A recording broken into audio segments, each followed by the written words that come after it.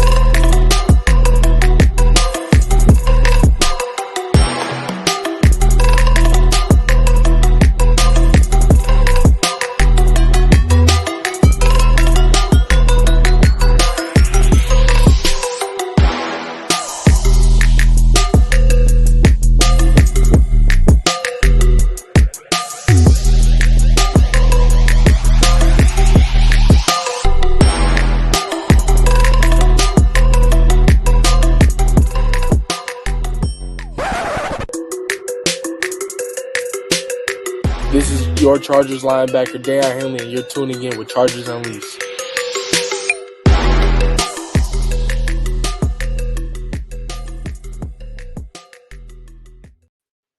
Welcome to another edition of Chargers Unleashed. Jake Hefner and Dan Wolkenstein here with you from the LA Football Network. If this is your first time tuning in on the show, make sure to hit that like and subscribe button on YouTube. You can also follow us on Facebook, Twitter, Instagram, Spotify, and Apple Podcasts. Dan Wolkenstein, it is Saturday, July 20th. We are live just days away from the opening of Chargers training camp. Dan, if I haven't said it enough, football needs to return in the biggest way possible.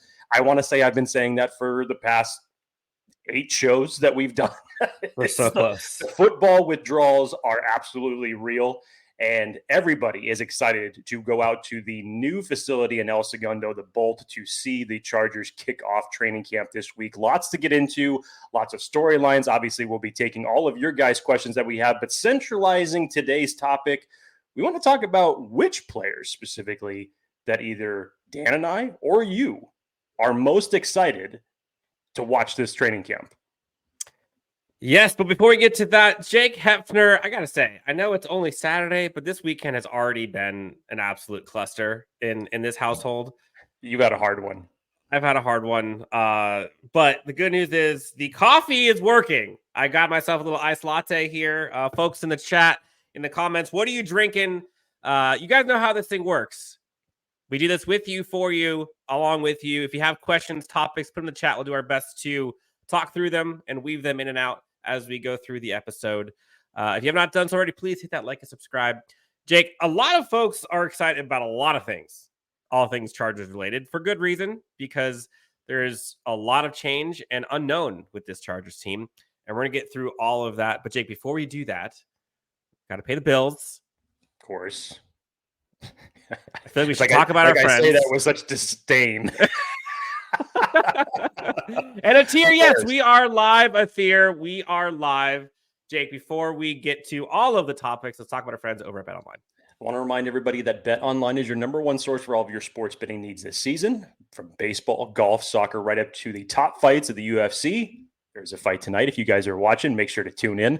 Every stat, every matchup, and even live odds and spreads while the games are being played. When the game is over, head on over to the online casino and get on our game of blackjack or poker or unwind with one of our 150 slot games. Head on over to the website today. That's betonline.ag and get in on the action. Use the promo code BELIEVE. That's BLEAV for your 50%. Jesus.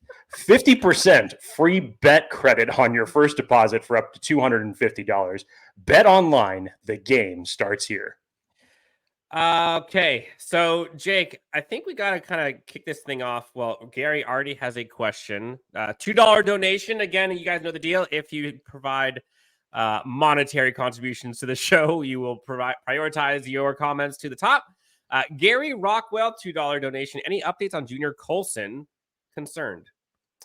It sounds like it's just a sickness from the report that was put out earlier this week about what list he was being put on, not the physically unable to perform list, thank God.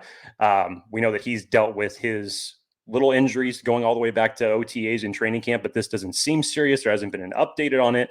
I wouldn't expect this to hamper him by the time that we get into next week. So fingers crossed it's not something that's long, and we'll see him from the start of next Wednesday. Yeah, I'm not sure specifics, but it doesn't sound like the injury that we saw earlier in the offseason is related to what we saw come up here. So I'm pretty confident that he should be fine. So Jake, let's kind of get into it. Topics for today. I think the biggest one we discussed, folks in the chat, we'll ask you, who are you most excited to see this training camp that starts just, 5 days from now? That's wild. Jake, I'll give you the floor first. We got a lot of names here, but for you, who are you excited to see for whatever reason during training camp? This may be low-hanging fruit. It may be recency bias. It's got to be Junior Colson. And specifically just from the standpoint of when he's utilized, Jesse Minter, Navarro Bowman, how are they going to have this linebacker group paired together? If it's Junior Colson and it's Deion Henley, or if it's Junior Colson and Denzel Perryman, what's the rotation going to be like? But everything that we have led to believe as of now, from everything that the coaches have said, is that Junior Colson is not going to be wearing the green dot. There's that proverbial yet that should be following that sentence, because I fully expect that to happen by the time that we hit week 1. As of right now, there is no defender on that team that knows this defense better than Junior Colson. This is just going to fit like a glove for him. There are veteran guys that are going to be coming to him to ask him in certain formations where they need to be. What's the system like? What the packages are going to be. They're going to be looking to a rookie who was drafted in the 3rd round for some of this information. And that's wild. And to watch that play out with the rest of this defense should be very exciting to see how he's going to be out there during training camp. Yeah, Junior Colson is a low-hanging fruit for sure, but it's a good one. And I think I don't know how much of that you're going to see executed other than like when you're at training camp, you'll be able to see and hear him barking and him calling out signals. And I think that's going to be the important part. And so kind of that thread of, I think, communication on this defense, that's probably what I'm looking forward to. Without even talking about a specific person, I think there was so many lapses last year on this defense, specifically in assignments. And I don't know if that's a communication issue. I don't know if that's a teaching issue. I don't know if that's a player execution and all the ability. It's all of it, right? But one of the things that this Chargers defense under Jesse Minter has been lauded for is the ability to teach, adapt, and execute. Execute the game plan Jesse Minter has brought on for this team. Adapt when necessary. If they can communicate it, you'll be able to see that at training camp. Now, if everyone's doing the right things, if it applies to games on Sundays and Thursdays and Mondays, we'll see. But I'm curious to see who is communicating, who is sending versus receiving. Because I think senders is probably going to be Derwin. It's probably going to be Junior Colson. I'm curious who on the line would it be. Maybe it's probably not Mac. I'm guessing it might be, I'm not sure who the defensive line communicator would be. Maybe it's Dupree. I don't know. Person that I'm excited to see, and I'll start to get to some of these comments here as well. DJ Chark, actually. I think a lot of people are, and there's a bunch here for a bunch of different reasons. And I could say Quentin Johnston, but honestly, I don't really know if there's anything that could happen during training camp for Quentin Johnston other than how he's being utilized. But maybe that's a storyline. But DJ Chark is kind of an enigma. A lot of people aren't really talking about DJ Chark in this. We're talking about Josh Palmer, talking about Ladd McConkey, obviously. We've got Darius Davis. Quentin Johnston's kind of been a hot topic. We don't really know what we're getting from DJ Chark because it's been kind of, again, theme for a lot of these players is if/when healthy, they've been good. I think there's a dynamic that he brings to this team that this Chargers team has been needing for a very long time, similar to Ladd McConkey. But him, I think more so in DJ Chark, being able to take the top off, explosive, dynamic, fast.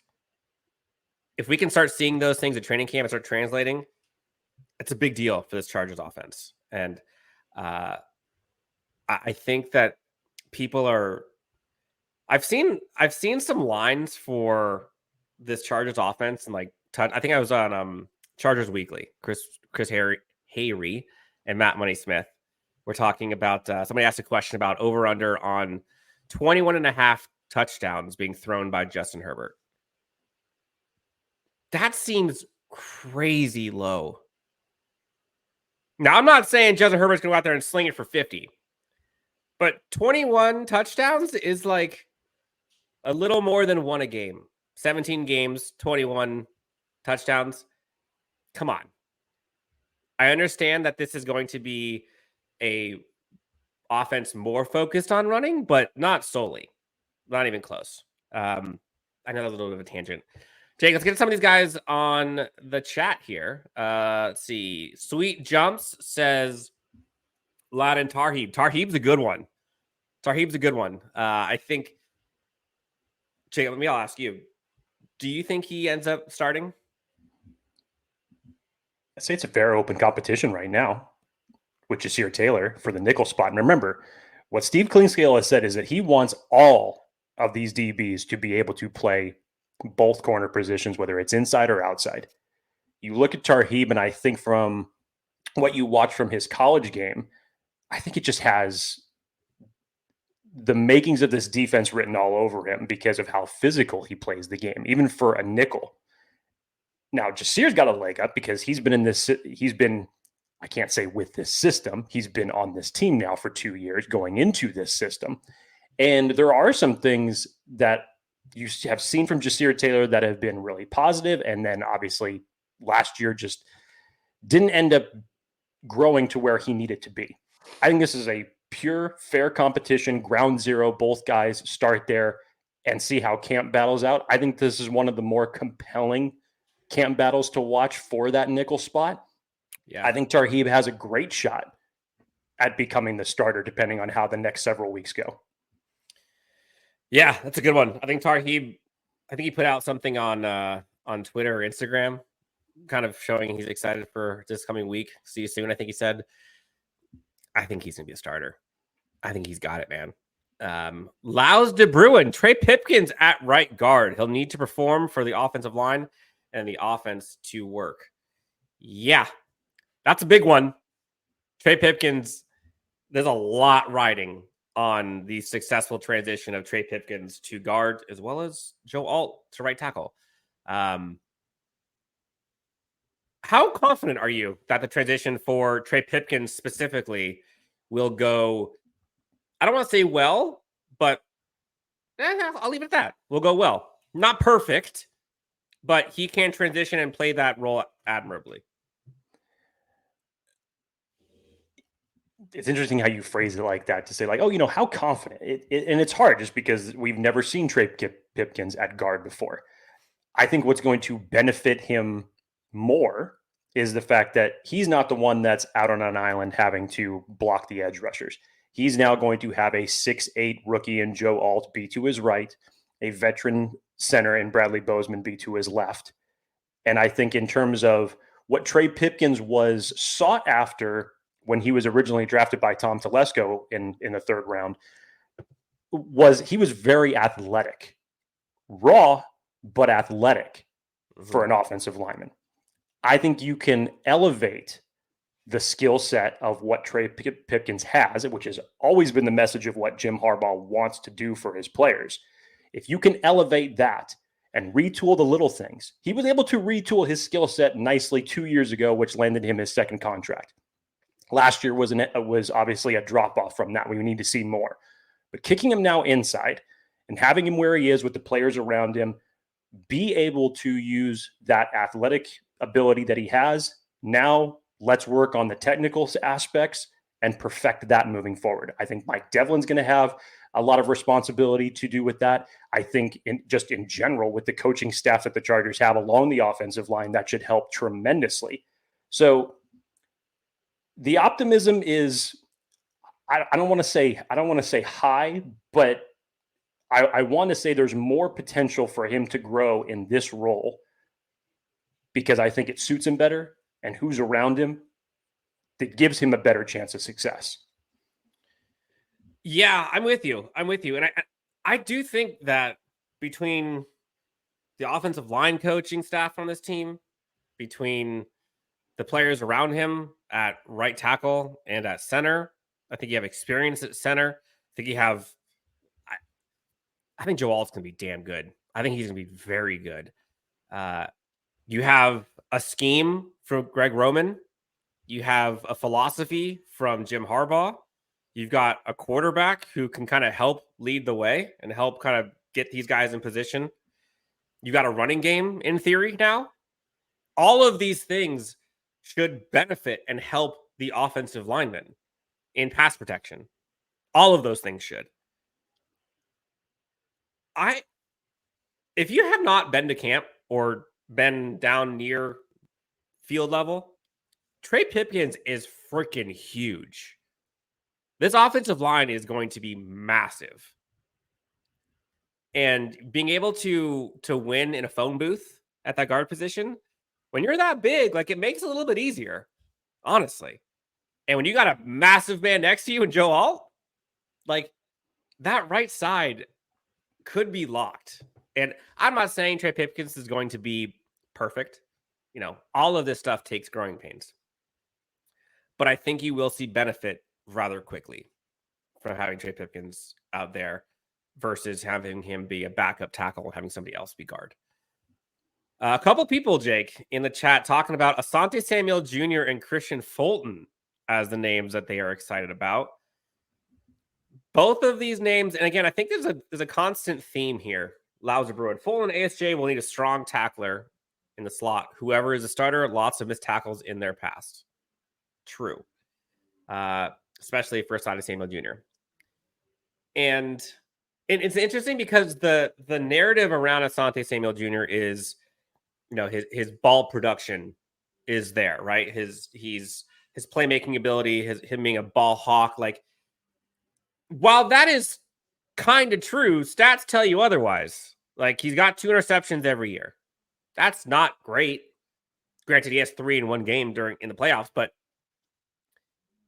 I think the highs don't make up for the lows of Asante Samuel Jr. right now.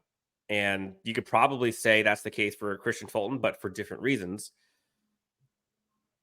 I don't necessarily know if this is a camp battle between the two, honestly. But I would agree with the viewer. I'm interested to see how these players do in this scheme. And again, I don't know how much of that we're going to see during camp. Because, like, I think production, like, this is where Asante Samuel Jr. always does great. He always does great in training camp. It's when it comes to tackling and being in position and being technically sound and keeping the running gaps and passing lanes. Like, that's the stuff that has been hindering Asante Samuel Jr. Christian Fulton's a wild card, man. Like, that could be blackjack or bust real quick. What are your take on these two? Like, I think Asante Samuel Jr. in a perfect world to me is CB23. Christian Fulton would be CB23 as well. I'm hoping CB1 is not on the roster yet. But what do you make of these two? Christian Fulton, to me, honestly, is probably the one that I think is more intriguing for this, Dan. And given when... As CB1, for sure, yeah. Not necessarily even as CB1, but just for this general conversation in terms of who am I more interested in seeing come training camp? It's Christian Fulton, who unfortunately, since his college years and his time in Tennessee, just has not been able to get to his full potential. Obviously, injuries have had something to do with that. But the Chargers just low value sign a guy who's still at the age of 26. And you saw it from his first press conference. There were some things going on behind closed doors in Tennessee that just were not right on both sides. And sometimes for a player, it just takes a change of environment to get them back on track. It reminded me a little bit of the Khalil Mack press conference, Dan, that we were at when he was talking about the chip that he still had on his shoulder and how hungry are you? I'm going to show you. Yeah. I was there. I was 5 feet from him and I was like, oh. It reminded me a little bit of that. So he's coming into this camp with a lot of juice. I think he knows that he has to prove some things to himself, prove some things to others, and he's ready to show that. So whether it's padded practice or not padded practice, I'm excited to see him come out there. Who else? You know, it's hard to really gauge the running back group without pads. And obviously we won't be having pads this first week. It'll be the following week. And to really just see how everything goes. But I'm really interested to see Kamani Vidal out there. I really am. You know, we've seen what Gus Edwards and J.K. Dobbins looked like, and I'm sure that they're going to look phenomenal in this system, and they're basically going to be battling for RB1. Kamani Vidal just adds that spark, I feel like, that you haven't had in a running back stable for the Chargers in a number of different years. And as versatile as he can be, and again, I think it was value for when the Chargers ended up selecting him, I'm really interested to see what he looks like out there on the field. So however you want to judge your running backs, again, the Chargers now all of a sudden have a nice complement of them. And if they do end up keeping all four, Greg Roman's plan is not only to keep running the ball, but he's going to have a healthy rotation of guys and give the defense a different flavor every time that he does. So how you're going to implement this running game, but specifically how Kamani Vidal is going to be utilized because of his versatility, can't wait to see it. Yeah, and Kamani Vidal just looks like a Joe Hortiz Ravens running back. Like on the field, put him and Ray Rice next to each other. Like that's just like the same archetype. And they definitely have a type. And that was something that I think Chargers fans, I don't know about you, but for me, definitely. As soon as round one, Joe Alt selection happened, everything in my mind switched about draft philosophy, draft strategy, who the Chargers could be selecting, what archetypes they're looking for, because that's when the immediate flip switched of this is new. And the types of players that we could see this Chargers team drafting in the past is very different than the type of players you're seeing now. And then almost makes you feel like there's a plan. Almost. And so the archetype of the running backs that this Chargers team would look for in the past are not Kamani Vidal. That's not what they look like. The receivers that this Chargers team would look for in the draft are not Ladd McConkey. That is not what they look like. Go back and look at other receivers drafted by this Chargers team. When you go look at offensive linemen, Joe Alt is not the type of lineman that is selected by the Chargers in the first round, definitely, in terms of archetype. Go down the list. And so that was kind of exciting to me to see just the difference. But Kamani Vidal brings that bowling ball type of game that this Chargers team just hasn't had since like probably Michael Turner. It's probably the last time I saw a player that had that build or that effectiveness. Now, we'll see if it shows up on Sundays. But that's the style that I think Kamani Vidal brings. We haven't talked about this guy, but you and I think, are so high on him. And I think that the tandem between him and Junior Colson has an opportunity to be incredible. We had Dan Henley on the show yesterday, and he's incredible. He's such a fun character. Yesterday, you mean previously? Or last year. Sorry, previously, last year. I remember what year it is, Wolkenstein. Yeah, woo! Hampered by injury last year for most of the year, and didn't really get to do much. We didn't really get to see much of him. But you go back and look at what Dan Henley looked like in college. That kid is a perfect linebacker for modern day NFL. He looks the part. He can go sideline to sideline. Even when he was on the field last year in those short stints, he was making plays and had people wondering, why is he not out there more? The athleticism paired with smarts of him and Junior Colson together.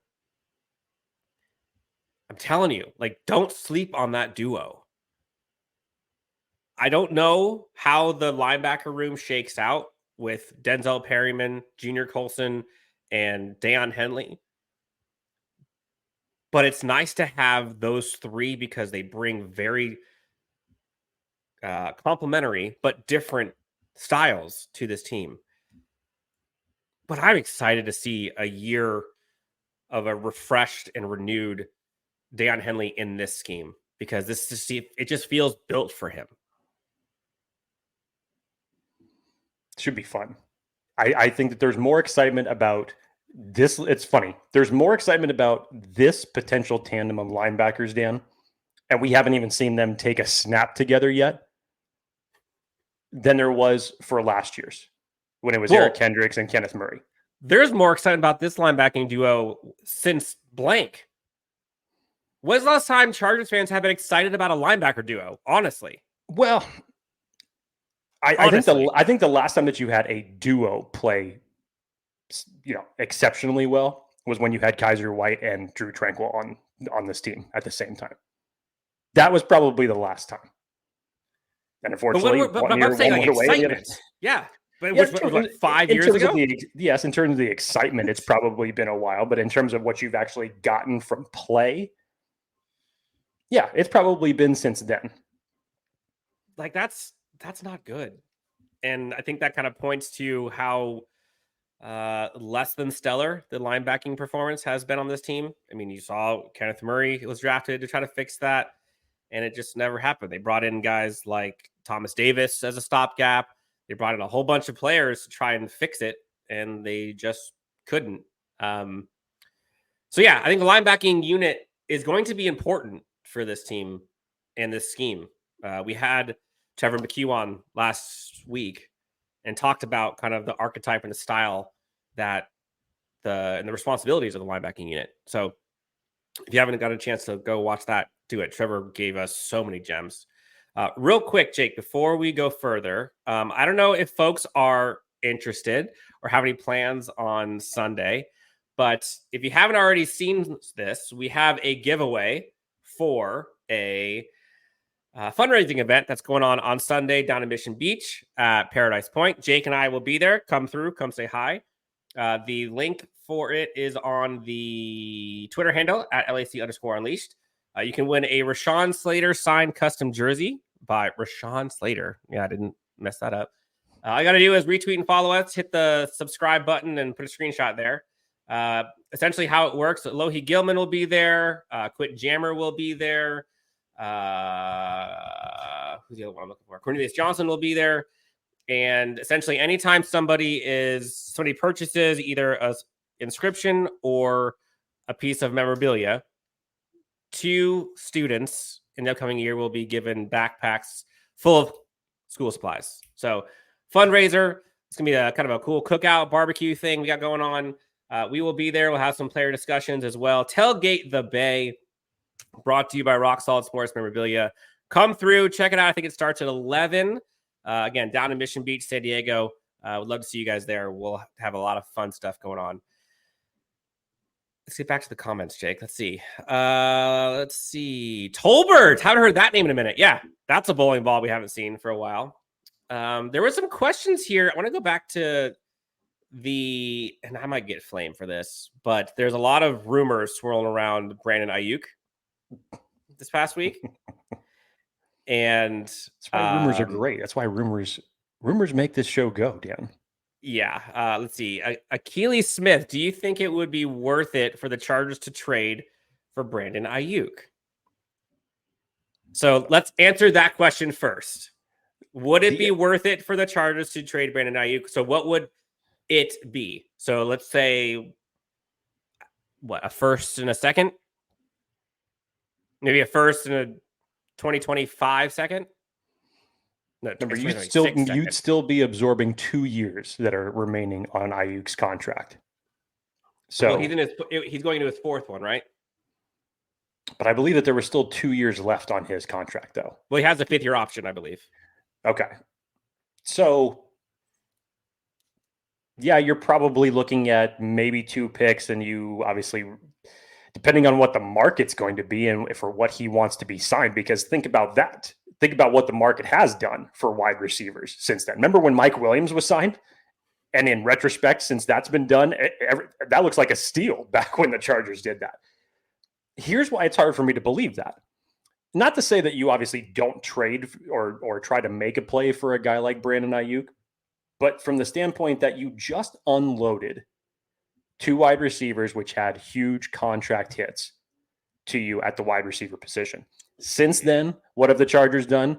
They have gone out and signed DJ Chark and drafted 3 wide receivers and gone from 4 wide receivers to what feels like 18, and everybody's telling them to stop with the wide receivers because all of a sudden it's too much. Look, I'm not saying from the standpoint of what Ayuk would bring to this team if for some reason this was able to be done.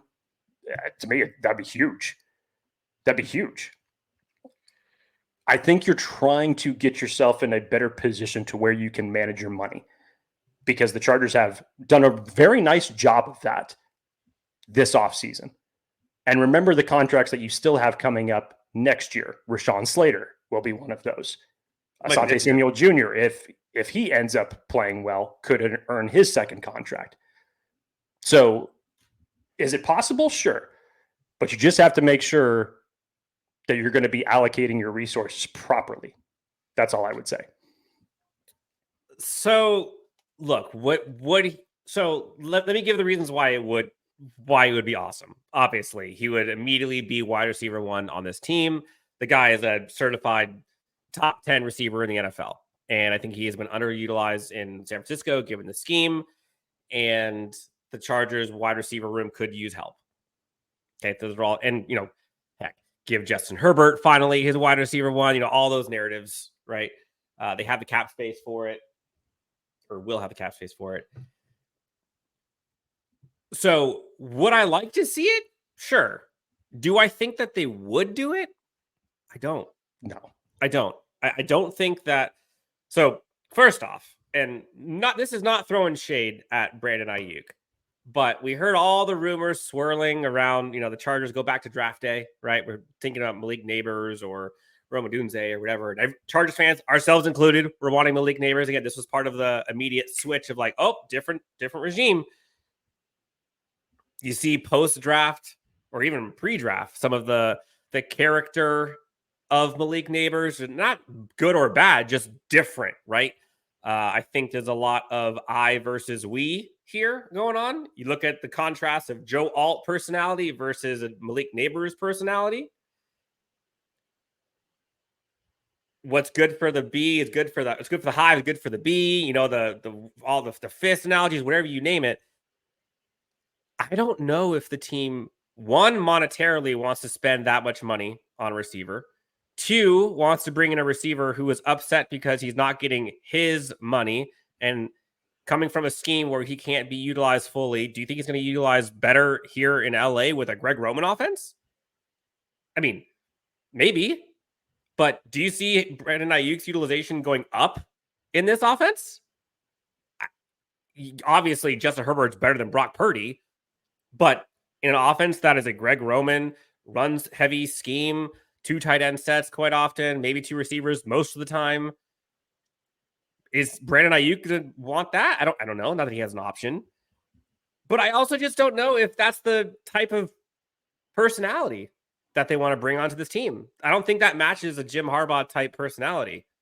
Yeah, when especially you peel back on offense. Yeah, when you peel back the onion, there's just a lot of things that just doesn't make sense for it. Again, this is not the knock on the player itself. But as Dan mentioned, the priorities for this team that we all found out during the draft, trenches. I could see it more likely for a trench player to be acquired by Jim Harbaugh and Joe Hortiz totally than a wide receiver, especially the way it stands right now. If we were talking about the Chargers still having 3 receiver spots available, maybe. But after what they've done so far over the last few months, it really doesn't make that much sense. Yes, and again, Brandon Ayuk is an incredible player. I would love it if the Chargers made it happen, right? I just don't think that is part of this new Chargers regime's DNA to go get that type of player on offense, given they just got rid of 2 receivers. Now, granted, Ayuk's a different beast, but still, I'm not saying I wouldn't want him. I just have a hard time thinking that this regime would go get him. Darius Davis is a name. And I don't know how much of this we're going to see in training camp. But with the new kickoff rules paired with the new offense, and I think we've seen videos of Darius Davis catching some deep balls down the field, I'm curious to see how Darius Davis is utilized. We know he's going to be the guy on special teams. So I think all of the rumors of him being a possible cut casualty, stop. But I'm very curious how much he's utilized in offense, because last year it was non-existent. But seemingly every time he touched the ball, something was ooh, that was fun. Do you think he's going to be utilized on offense? It's hard for me to believe. Because it's similar to Quentin Johnston. I feel like this brain trust of staff will look at every stone and unturn everything to see if they can maximize the talent they have. We talked about it with Quentin Johnston, but I think the same holds true with Darius Davis. You got something there. It's possible, especially with the flashes that we saw from him during last preseason when he was more utilized in the offense than any time during the regular season. But you look at the rest of that wide receiver core, and I think there's a high priority, obviously, to bring Josh Palmer into that leadership for leading that room. You have DJ Chark as another veteran presence. I think there's definitely a high priority to get Quentin Johnston on a better track for his second year. We already know the rapport that's been built with Ladd McConkey and Justin Herbert thus far. And it just seems like it might just be too far down the totem pole. And again, Dan, we talk about just only one football. You got 4 other running backs that are possibly in the backfield on rotation. You also have your tight ends. We talked about Hayden Hurst. I just don't know if he was utilized in this offense. How many snaps would he actually see? I'm just not sure about that. So would I like to see it because he's got that speed ability? And yeah, we got a little bit of a preview of it last preseason, sure. But especially in this system, Dan, he may have had a better chance in the last system to see more offensive touches than in this one. Dan, this is a question I wanted to get to. Mm-hmm. Is there anyone on the coaching staff do you feel is being underrated or overlooked? And I saw this, and the first name that came to mind, I think I know what's coming, is defensive line coach Mike Elston. Oh, that's not what I thought you were going to say. Okay. Yeah.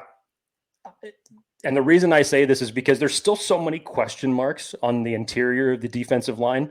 And as Dan said earlier, when we had Trevor McHugh on the show earlier this week, just a phenomenal breakdown of what the plan is, because we know the relationship between Mike Elston and Jesse Minter and how much those two have respect for one another in terms of what they want to do. We obviously saw what they did together in Michigan. We've heard Jim Harbaugh even lauding up the interior of this defensive line a lot, specifically Scott Matlock. And you still have Morgan Fox. Yeah. You still have Tito. You went out and you signed Poona Ford. It still feels like it doesn't feel like it has the same type of name power as it felt like you did with Sebastian Joseph Day and Austin Johnson. Those two are gone. I'm interested now to see, how is this interior defensive line going to hold up, especially when your goal of everything, as Jesse Minter's is to get after the quarterback. So what is Mike Elston going to do with this group of interior defensive linemen that's either going to stop the run, create better opportunities for the edge rushers to just go after the quarterback, pin their ears back? Can you keep them in 3rd and long situations to where you have more of those opportunities to do so? And can you create pressure up the middle, which is something that the Chargers have not done for a number of different years consistently.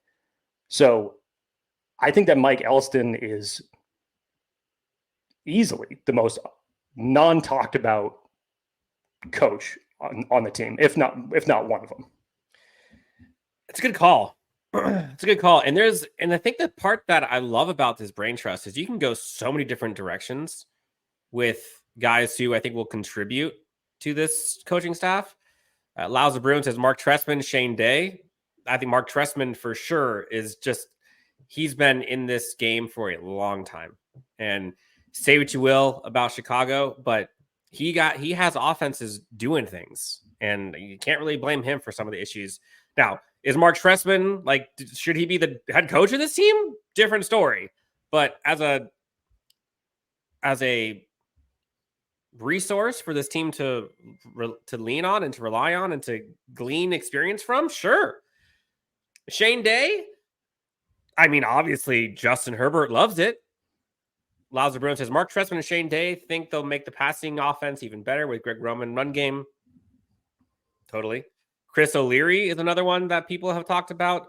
I think you're going to talk about Steve Clinkscale. That's what I thought you were going to be going with. But he's gotten a lot of praise. I don't really see Clinkscale as an underrated. I think his value is going to be huge and should be the next Chargers defensive coordinator. Yes. You heard it here first. Very excited for Clinkscale. Watch, he will be the next Chargers defensive coordinator when Jesse Minter gets plucked to be a head coach. July 20th. Dan, two players in particular that I wanted to talk about. We haven't talked about undrafted free agents that much on this show. No. Okay. And let's go with two particular ones that I believe are going to be in direct competition with two guys that are currently on this roster. The first one that I'll start off with is FSU safety Akeem Dent. And You're I say high that on him. You like him a lot. I really like what I see from him, and it's specifically because the speed. This guy is a converted corner, ran a 4.4, versatile for where he can play, and he's physical. Sounds like three things that Jesse Minter runs in his system pretty damn well. And I thought it was a great move by the Chargers going out and signing a veteran presence like Tony Jefferson to add a little bit more depth at the safety position. But I think Akeem Dent and JT Woods are in direct competition with one another. And I know from JT Woods' perspective, when he was drafted, it was the big-bodied 6'2", athletic guy. But there is a reason. There has to be a reason why we have seen so little of him in the last 2 years. And to spend a third-round investment on that is concerning. And so I see this now in terms of the traits that both of them bring to the table. I think Akeem Dent is going to be one to watch for who's going to round out that safety group. The other one, Dan. Tight end? You going tight end? No. Not going tight end. That's Tremon Morris-Brash. You were also high on him. Out of UCF. Now, I think the edge group is pretty much set. I don't see the Chargers keeping more than 4 edge players on the final 53-man roster. You look at the position of Chris Rump, that was kind of sealed when Bud Dupree was signed by the Chargers a couple of months ago. And I think that this camp battle, in terms of when you say, okay, who could ultimately end up making it on the practice squad, that's where this is for Tremon Morris-Brash. The dude is a situational pass rusher, Dan, so we're talking somebody who's would only be coming in on third downs anyways. But in terms of his speed and his ability to get after the quarterback, that's his bread and butter. That's what he does. He is a situational pass rusher. It's much kind of like what Bud Dupree was when he was first coming out of college. But I think in terms of, you look at the production that he put up in college with his skill set alone, I think if it came down to a practice squad spot between him and Chris Rump, I think that Tremon Morris-Brash is going to get that spot.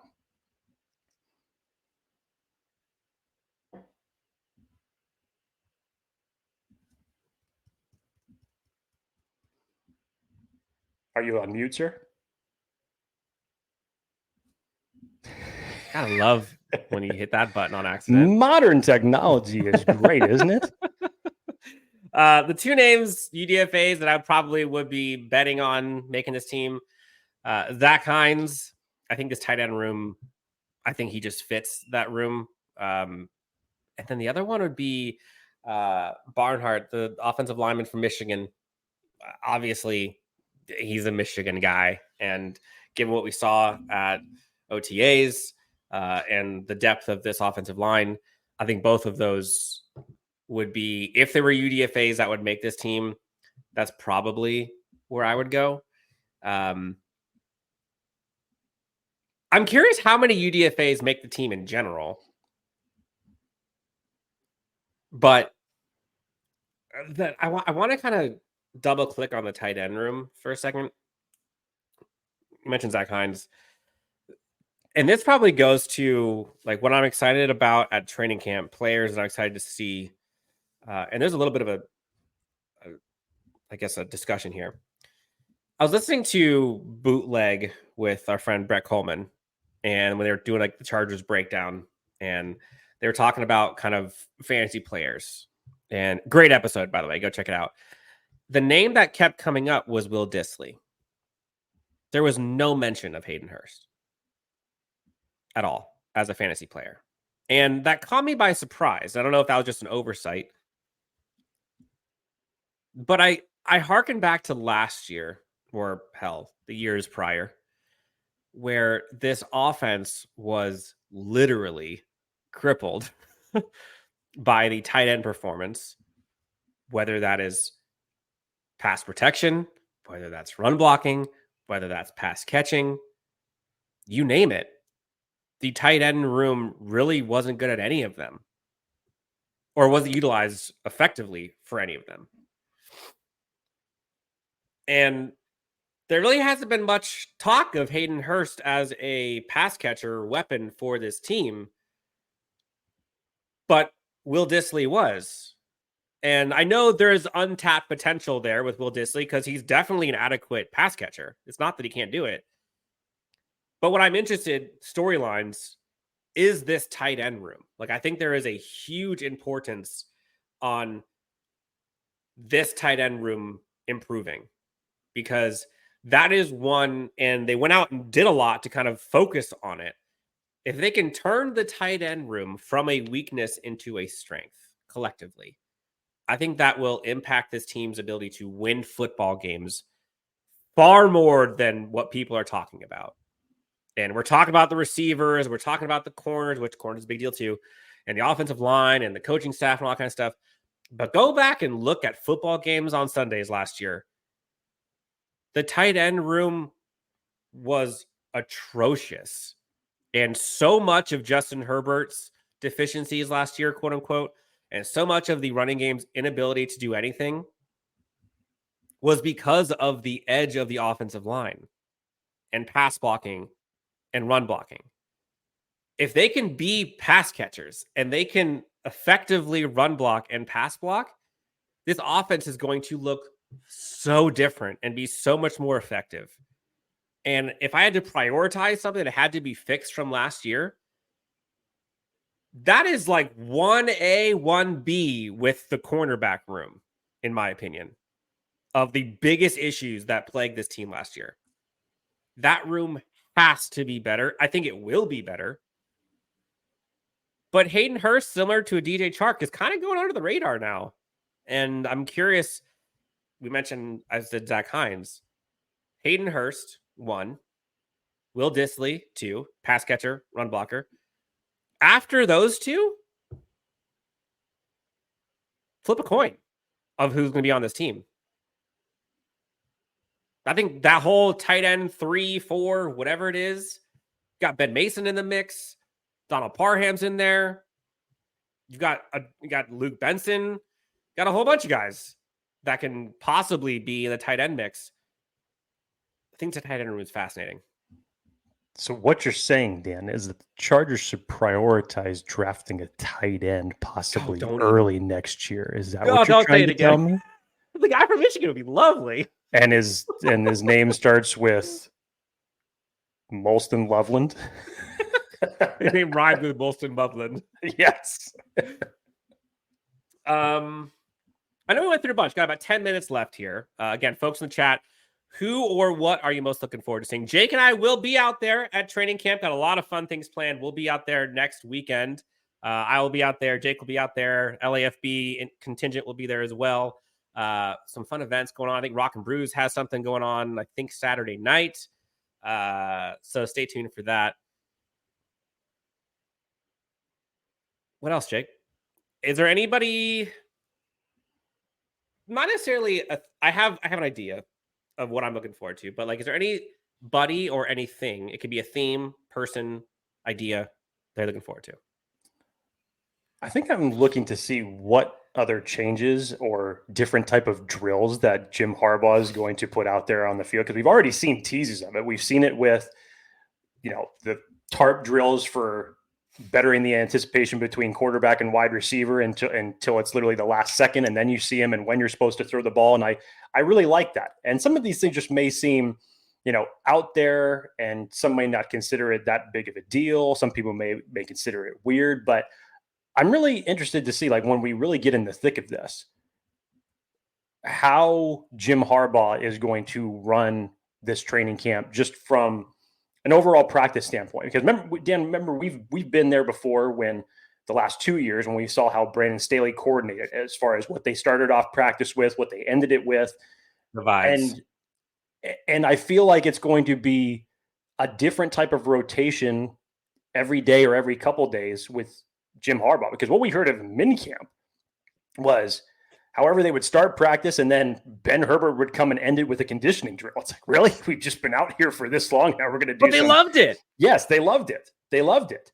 So I'm really interested to see what and when I say his, Ben Herbert's involvement in it is going to be. We already know that there's going to be involvement, but in terms of just to see it up close, and along the lines of when you have everybody doing their pre-stretches before they go out there on the drills, I'm really interested for that dynamic. So what are those little tweaks and changes as far as the overall scheduling of the practice, how it's going to be broken down? What are they going to do? What drills are they going to run? Again, it may seem completely trivial, but this is part of the change aspect that people have been asking for from this team for years. So whether it's like, oh, you're excited about a drill? Like, yeah, I am excited about a drill. I'm excited to see how they run it. And I'm excited to see how the players go through it. Yeah, I think the attention to detail, and this is kind of like the Jim Harbaugh training camp, like in this new era, we've heard about, you quickly forget, you hear about the removal of the music.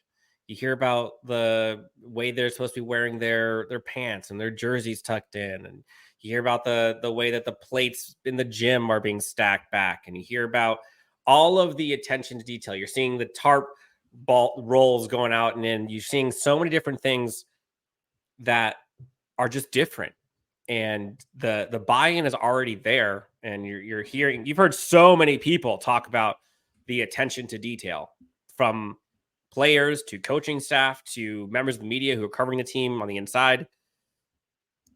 I'm curious to see what that looks like in training camp setting, because this is now going to be year 5 that we're doing this. It'll be year 3 with us behind the ropes at camp. It's going to be different. And it seems pretty business heavy. Like it was fun the last few years at camp. I don't know if I would use that term for what we're going to see. Like, I think this is going to be intense. I don't remember it being intense. Like, that would never be a word that I would use to describe training camp. Maybe like one-on-one battles sometimes, or in like the training camp where they had it with the Cowboys or the Niners or whatever it was. I think it's going to be intense because there's a lot of jobs on the line for a good reason. I think healthy competition is healthy. Competitors welcome. Yeah. So yeah, I think there's so many different angles though, right? Like you could talk about like the Bolt, you could talk about the new facility, you could talk about, I think Lauser Bruin talked about this too, like the way they stagger the training camp time. So you can go at 11 a.m., 5 p.m., everything in between. They have all kinds of stuff going on. It's just going to be fun for us covering this team and for fans who are watching. There's going to be so many topics. And as content creators, that's all you can ask for. So it's been a little dark here the last month, obviously for good reason, but we're close. Jake, we got about 5, maybe 10 minutes most. Should we do rapid fire? Folks in the chat? Fire. All right, folks in the chat. Any questions, topics? We will do our best to answer with one sentence answers. One-word sentences. We're like, yes, no. I have to remember that because I am known to embellish and ramble and give more elongated answers. Yes, whenever Dan says that, the rule's for me. Yes. Real quick, the Rock and Brews event. I think there is an event happening Saturday after practice at Rock and Brews. So I want to say I think Saturday is 5 to 7.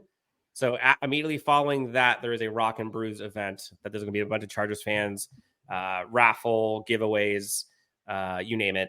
And we will be there along with some of our friends. Don't want to give too much out here. Okay, let's see. Someone says, you think Colson, Henley, and Perriman will all be on the field? Not often. No. It's usually a two linebacker look. I think it's going to be situational that you'll see all three, but I don't think you'll see it at the same time. Another question. Remember, one sentence. What unexpected player will not make the 53-man roster? Unexpected player will not make the 53-man roster. I don't know if you could say one that's unexpected.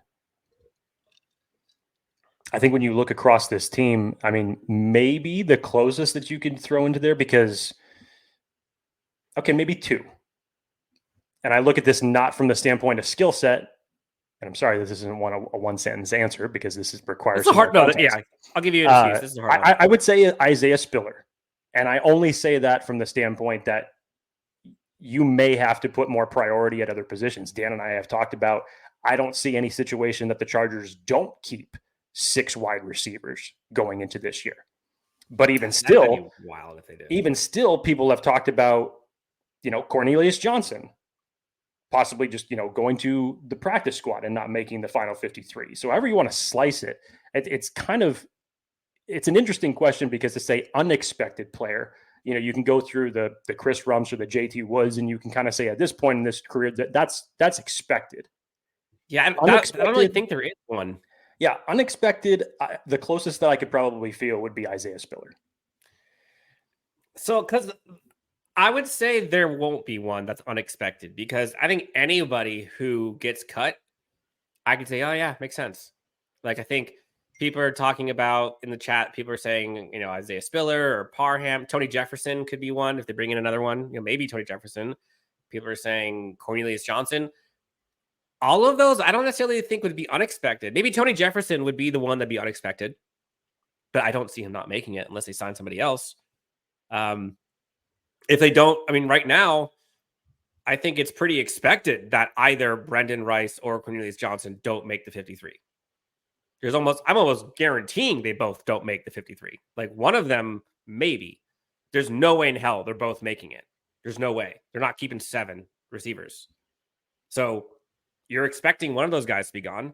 Donald Parham Jr., I think nobody would be shocked, unfortunately. There's no shade at Donald Parham Jr., but the writing's been on the wall. He hasn't been able to be on the field. He hasn't been able to block.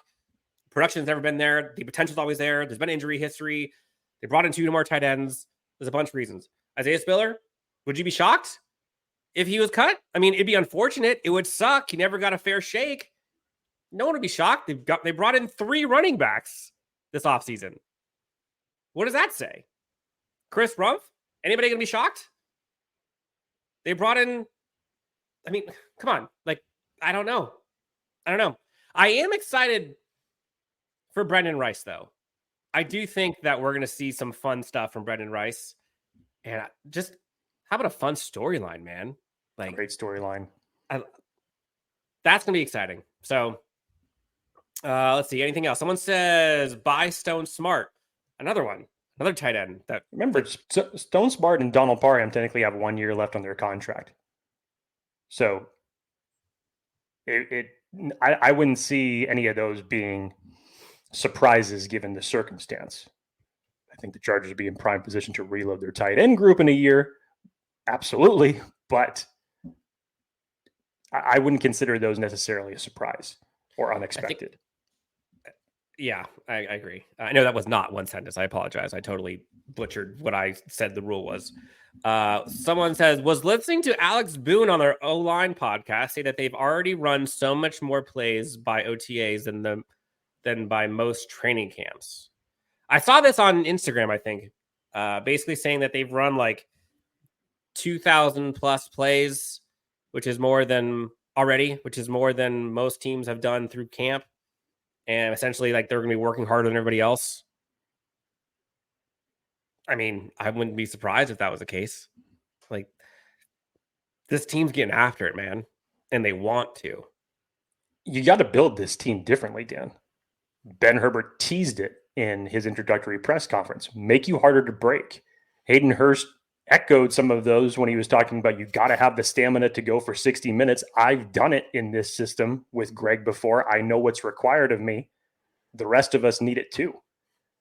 So remember, every coach for any team goes about how they want to execute their offseason programs.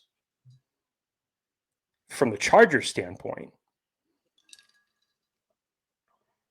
it's definitely good to hear. And again, music to our ears for sure. It might be trivial, and we're talking about a situation without pads and not actual real football drills in terms of, players getting hit. But this is the difference that you bring into a culture. And this is the difference that everyone that we have heard from coaches and players alike seem to be buying into. So you could take that stat however you want. At this point in time, that's something to be excited about. Yeah. I'm going to throw this wrinkle in. Players were most excited to watch during training camp. The one who has not yet been signed. That's who I'm excited. Give me a backup. Give me a backup center. Give me Stephon Gilmore, who I've been asking for months at this point. That's who I'm excited for. I want to see someone get signed that's going to impact this team's ability to win games on Sundays. And right now, this effing team needs to get a CB1 that's been a CB1 before. Please. There's a lot riding on Bradley Bozeman right now as a center one.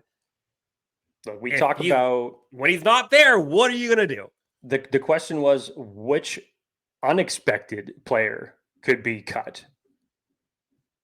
Keep an eye out for when the cuts actually do happen, because there will be some unexpected names right before week 1 of the season that I feel like the Chargers could definitely be in play for. Yep. Did you catch this? Ben Herbert said he had an interview recently. He said he took a 15-minute ice bath. Does it really surprise you though? From what we have heard and seen from Ben Herbert at this point in time, it's insane, but does it really surprise you? It doesn't, but that's also something that I would like. I don't want this to seem creepy, but like I would want to see it. Like that's a number that is so mind blowing that it's like you got to see it to believe it kind of thing. I've done like cryotherapy for 2 minutes or whatever it is, 2 minutes 3 seconds, whatever. Like that's intense, right? It's freezing. It's like below freezing, but like it's short, quick. You can get through it. 15 minutes. That's a lot of freaking time to think about it. I can hardly do 15 minutes in a sauna, let alone in ice. It's probably why Jim Harbaugh again just calls him Ben Affleck's character from The Accountant. The mental acuity is just so precise and tough. Yeah. Although now I kind of want to, that'd be a great, like, we should start something, Jake. That'd be great. They used to have like the ice bucket challenge. Oh yeah. Where everybody was doing it. Yeah. Imagine like ice bath challenge, like a Chargers fan thing. Everybody tries to do it. See how long you can do it. Get a little video snippet of itself, whatever. Keep this in the realm of obviously being safe, because if we actually get into like a competition for this, I don't endorse. Yeah, I don't want people getting hurt. For the love of God, don't do something stupid to yourself. If you can only last for 10 seconds, then please, by all means, get out. don't do something to yourself. Say that sentence again. What did I say? If you can only last for 10 seconds. Unofficially being brought to you by Manscaped today. Thank you, Dan, for that. That's a great way to end the show. We'll save that for Chargers Unleashed After Dark. Okay, this is too much. I've pretty much exited. Why can't we talk anymore? This caffeine's getting to me. I finished my coffee. Jake, I think you should watch your mouth. Pumped to see you next week. Pumped to see you tomorrow before next week. Signing event will be fun. Looking forward to it. Fitness says, can't wait to see our practice versus the Rams. Amen. Last question. Week 9. There's a bye week in there. So 8 games. Chargers record by week 9. I mean, I still think that the Chargers have a great potential to start off the year 3-0. And then, correct me if I'm wrong, Dan, isn't it Kansas City in week 4? Let's see. It goes Kansas City week 4, Broncos. Okay, we'll do it real quick. Week 1, Raiders. Mm-hmm. Win or loss? Win? Mm-hmm. Okay, 1 win. Panthers. Yep. 2, Steelers. It's a toss-up, but I'll lean towards win. 3, Chiefs. Is it in? It's Arrowhead? Home. It's in SoFi or it's in Arrowhead? At home. I actually say I'll take it that the game that they're going to win is going to be in Arrowhead. They're going to surprise some people. So 3-1. Broncos at Broncos. Yes. 4-1 at Cardinals. Yeah. 5-1. Home against the Saints. Yeah. 6-1 at Browns. That's the one that we both discussed, Dan, that was going to be a surprise loss. So yes, 6-2. Yeah. You got 6-2. I've got beating the Raiders, Panthers, Broncos, Cardinals, Saints. I got 5-3. Yeah. It's again, 26th in strength of schedule. So very favorable for them. They have to travel a lot this year, but it's the back end of their schedule that gets really dicey. So if you can win as many as you can before the bye week, that would be critical. Athir is like the hype man for all Chargers fans. Athir says 7-1 and 13-4. I hope you are right, Athir. A lot of people are thinking 6-2. There's 5-3 here a bit. 5-3 again. Loud's Bruin agreed. Browns matchups are always epic. That high scoring one a few years ago was wild. I was at that game. That was nuts. That was fun. Okay, we went over, but y'all are worth it. Jake, anything else you want to tell our great friends? We got the signing event tomorrow, Mission Beach, Paradise Point. We will be at camp next weekend, a few different days. We've got fun episodes coming up. Giveaway on LAC_Unleashed. The winner of that will be announced the first day of training camp next Wednesday. So make sure, if you have not done so already, make sure just to go to the Twitter handle, follow the rules to enter. Giveaway will be on Wednesday for a signed Rashawn Slater jersey. I will say it's been a little interesting. It's kind of been dark on Chargers front. And so there aren't many people that have we've had giveaways where we've had 400 or 500 people enter. This one, there aren't that many people that have entered it. So you actually have a good opportunity to win this jersey, which would be wild. So again, go to LAC_Unleashed, check out the tweet, reply with a screenshot, and enter to win. Okay. It has been fun. Thank you all so much for tuning in. Thanks for the collaboration and contribution. I appreciate you bearing with us as we go through technical difficulties, as we go through no AC, as we go through vocal blunders, the whole 9. Yes, the signing event is tomorrow, 11 o'clock, Paradise Point in Mission Beach. Check us out. For Jake Hefner, you can find him at Jake D. Hefner. I'm Dan. Find me at Dan W Sports. This has been Chargers Unleashed, and we will talk to you next time on Chargers Unleashed. Have a great weekend, everyone. We'll talk to you soon.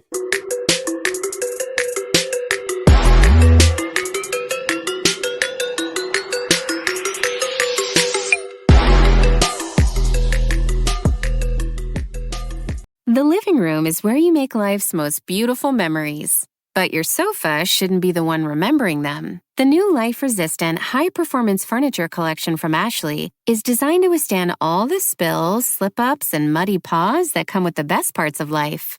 Ashley high-performance sofas and recliners are soft, on-trend, and easy to clean. Shop the high-performance furniture in-store or online at ashley.com.